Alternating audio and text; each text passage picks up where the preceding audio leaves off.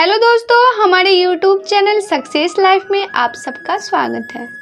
आज मैं आप लोगों को बताने वाली हूँ एक ऐसी कहानी, एक ऐसी स्टोरी जिसे सुनकर आपके रोंगटे खड़े हो जाएंगे। 7 भाइयों की एक बहन की कहानी, जो ऐसा पाप किया है भाइयों ने जिसे सुनकर आपके रोंगटे खड़े हो जाएंगे।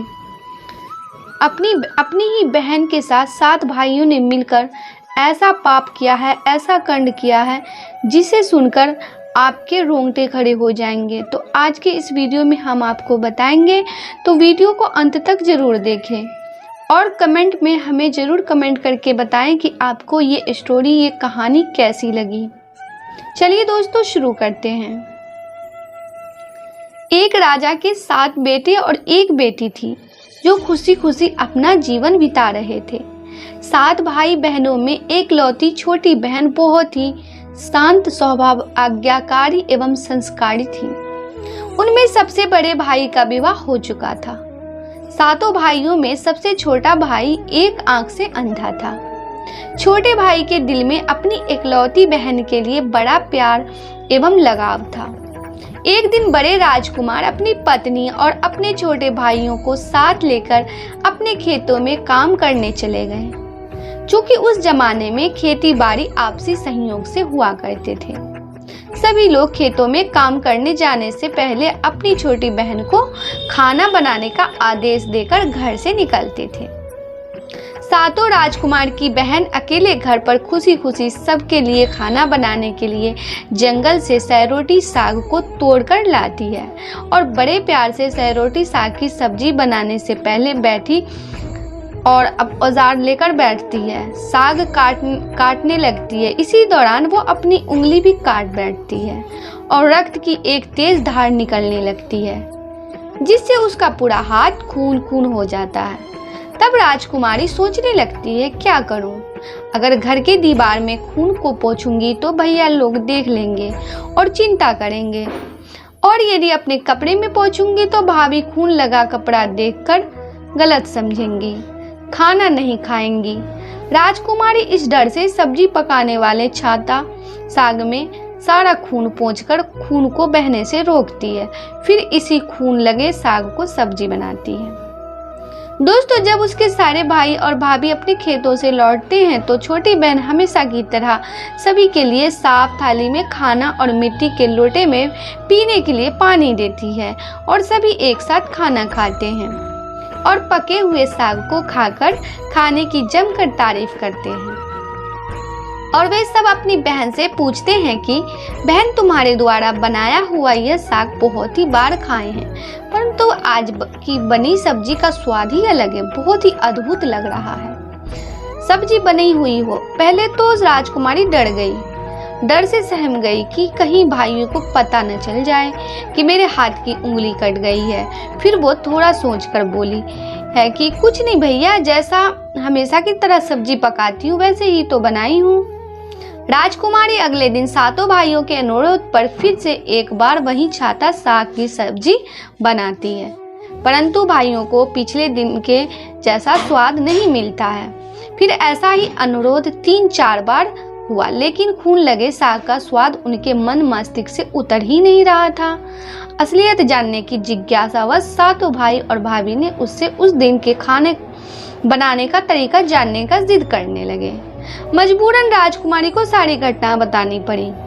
सच्चाई मालूम होने पर 5वां भाई, जो बहुत ही लालची किस्म का था, उसने बाकी भाइयों से कहा कि बहन का खून इतना स्वादिष्ट लगा तो इसका मांस कितना स्वादिष्ट होगा। ये बोलकर सभी भाइयों के बीच चर्चा करने लगता है। सबसे छोटे भाई को छोड़कर बाकी भाइयों ने राजकुमारी को मारकर उसका मांस खाने को राजी हो गए थे। मांस खाने की सोचकर उस सभी के मुंह से लार टपकने लगता है। भाइयों के मन में स्वादिष्ट खाना खाने के लिए वे कितना लालची बन गए, इसका आभास राजकुमारी को हो गया कि किस प्रकार उसके भाई उनकी मांस खाने की लालसा कर रखते हैं। एक दिन 7 भाई शिकार खेलने के बहाने राजकुमारी को लेकर घने जंगल में लेकर जाते हैं। जहां पूर्व से निर्मित 4 केंद्र के वृक्षों पर बने मचान के नीचे पहुंचते हैं, जिस पर अपनी बहन को यह झूठ बोलकर चढ़ने के लिए बोलते हैं कि इस मचान पर जंगली जानवर तुम पर हमला नहीं कर सकेंगे। इस प्रकार सातों भाई अपनी बहन को मचान पर बैठा कर अपना अपना धनुष लेकर शिकार करने का ढोंग करके चले जाते हैं। तब राजकुमारी को पूरा आभास हो चुका था कि आज उसका आखिरी दिन है, लेकिन वह चाहती थी कि उनके भाइयों की इच्छा पूर्ण हो, इसलिए भी वह मचान में जाकर बैठ जाती है। दोस्तों, फिर सभी भाइयों केंद्र के वृक्ष पर बने मचान से कुछ दूरी पर स्थित डोंगरी छोटा पहाड़ पर अपने अपने धनुष बाण के साथ पहुंचते हैं और एक चट्टान पर बारी बारी से अपने बाणों को तेज धार प्रदान करते हैं। डोंगरी के ऊपर सबसे पहले बड़ा भाई अपने तीर को चट्टान में धार करता है और अपनी बहन पर धनुष से निशान लगाकर तीर छोड़ता है। तभी राजकुमारी पूरी बातों को समझ जाती है कि भाइयों का क्या इरादा है और अपनी मातृभाषा में गीत को गाने लगती है। दोस्तों, अर्थात जानने से मारना ही है दादा साहब, तो तीर को सीधे मेरे छाती में वार करो, इधर उधर तीर क्यों चला रहे हो। फिर सभी भाई बारी बारी से अपने तीर के धार को तेज करते हैं और राजकुमारी पर निशाना लगाकर तीरों को छोड़ते हैं। 6 भाइयों का निशाना खाली जाता है और 7वां भाई जो सबसे छोटा था वो तीर चलाने से इनकार कर देता है, क्योंकि उसे अपनी छोटी बहन से बहुत लगाव था और धनुष बाण चलाने में सातों राजकुमार में सबसे निपुण था। राजकुमारी जानती थी कि उनके सातों भाइयों में सबसे छोटा भाई बाकियों की तरह लालची नहीं है। 6 भाई छोटे भाई पर पूरा दबाव डालते हुए आदेश देते हैं कि अगर वो तीर नहीं चलाएगा तो बहन की तरह उसे भी मार देंगे। फिर छोटा राजकुमार उदास मन के साथ तीर को थोड़ा ही धार कर दूसरी दिशा में तीर को छोड़ने की कोशिश करता है और तीर को धीरे से छोड़ता है। राजकुमार हर बार की तरह इस बार भी वही गीत गाती है।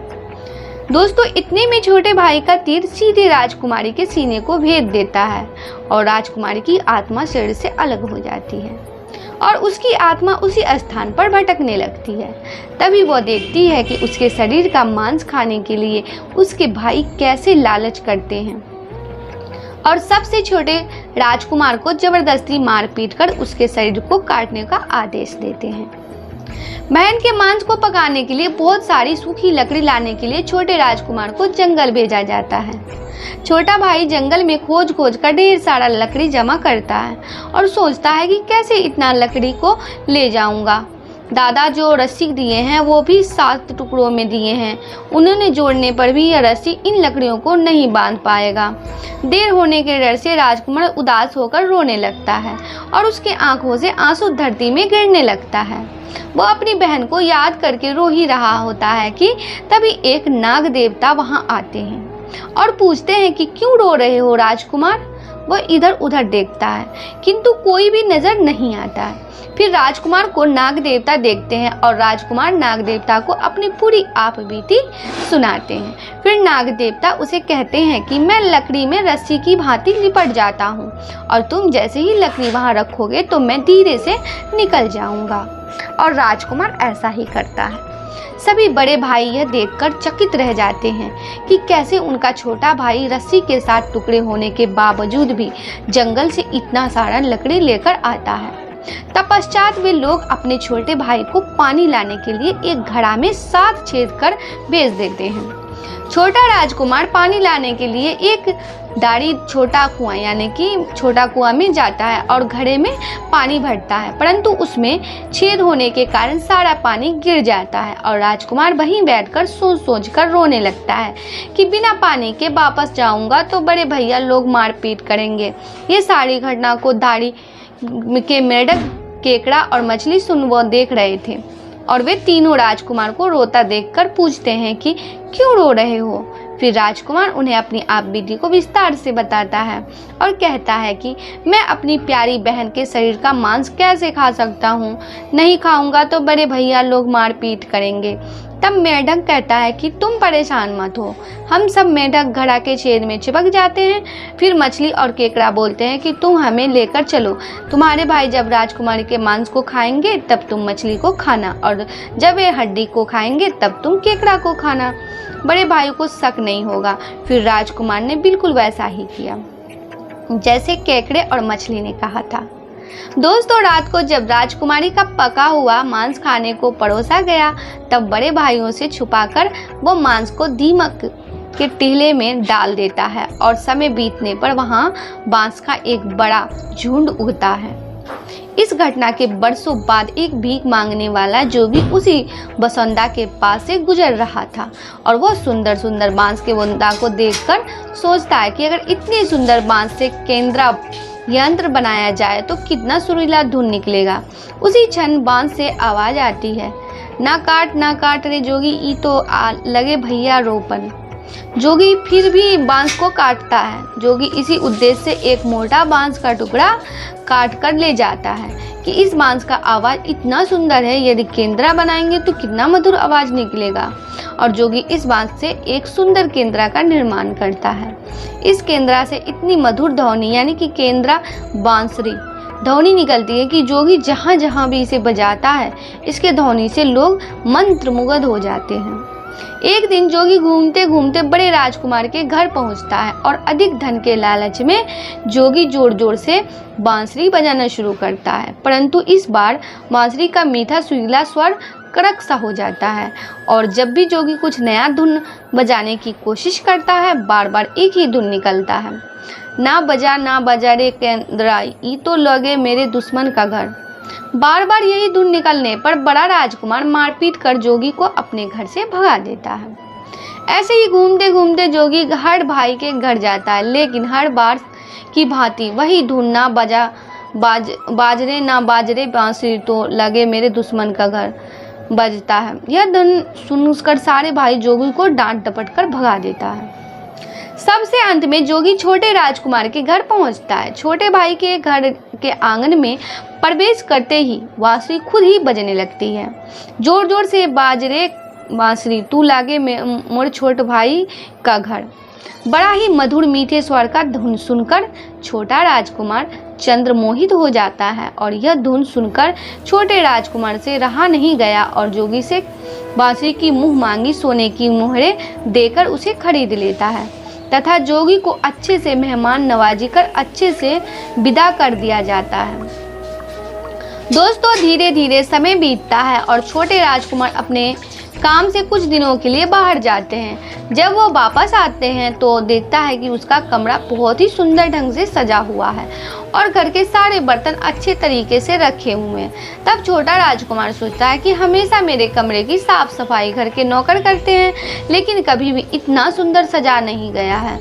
फिर राजकुमार अपने नौकरों से पूछता है, मेरे कमरे को इतना सुंदर किसने सजाया है? नौकरों के मना करने पर राजकुमार सोचते हैं कि शायद कोई भाभी आई होगी और मेरे कमरे को सजा कर गई होगी। जब भी राजकुमार घर से बाहर काम के लिए जाते, यही घटना हर बार देखने को मिलती और लगातार होने के कारण राजकुमार के मन में जानने की जिज्ञासा उमड़ने लगी कि आखिर मेरे घर को इतने सुंदर ढंग से कौन सजावट करता है। वो अपने भाइयों तथा भाभियों से भी पूछता है और वे लोग भी सजावट करने की बात को साफ ना कर देते हैं।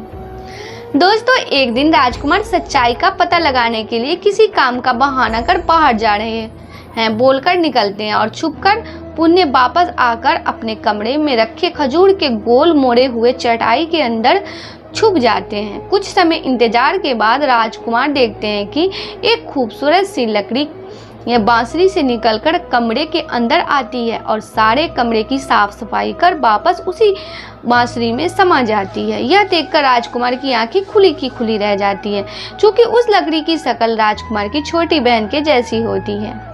राजकुमार अगले दिन फिर से एक बार उसी प्रकार छुप जाते हैं और जैसे ही वो सुंदर लकड़ी पूरे कमरे की साफ सफाई काम का खत्म करके वापस बांसुरी में जाने वाली होती है, तब छोटे राजकुमार उस लकड़ी के हाथ पकड़ लेते हैं और तुरंत बांसुरी को जला देते हैं, जिसके बाद वो लड़की हमेशा के लिए मानव रूप में परिवर्तित हो जाती है और दोनों भाई बहन खुशी खुशी अपना जीवन जीते हैं। दोस्तों, आज भी हर गांव में आषाढ़ी पूजा के दिन बकरा कटता है और पूरे गांव के घरों में प्रसाद स्वरूप बकरा का मांस खाया जाता है और सतवैनी नामक पूजा स्थान पर वही सौरठी साग को चढ़ाया जाता है। ये एक सच्ची घटना है, बहुत ही पुरानी घटना है। आज के लिए बस इतना ही। दोस्तों, आपको ये वीडियो पसंद आया है तो लाइक करिएगा, दोस्तों को शेयर ज़रूर करिएगा, चैनल को सब्सक्राइब करके बेल आइकन को ज़रूर दबाइएगा ताकि आने वाला वीडियो आपको सबसे पहले मिले। दोस्तों, मिलते हैं अगले वीडियो में, तब तक के लिए good bye and thanks for watching my video.